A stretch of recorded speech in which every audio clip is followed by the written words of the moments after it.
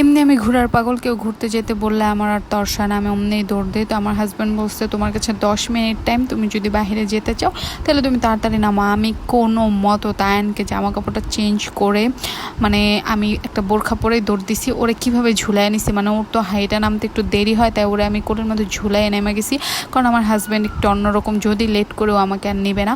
তারপর তো আমরা নিচে তাড়াতাড়ি 10 মিনিটের মধ্যে চলে আসছি। তো রাতে একটু বাইরে অনেক দিন যাবত ওর কাছে ঘুরতে চাইতেছিলাম, তো শুনে নাই, হঠাৎ বললো চলো নিয়ে যাই।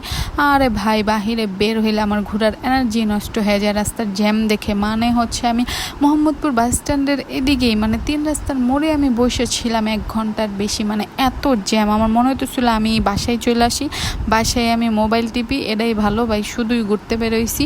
তারপর হচ্ছে ঠিক 1 ঘন্টা পরে গাড়ি মানে চলতেছে, মানে আর কি বলবো, এত রাতেও রাস্তার মধ্যে জ্যাম থাকে, কিছু বলার নাই। ঘোরার মন মানসিকতাই নষ্ট হয়ে যায়।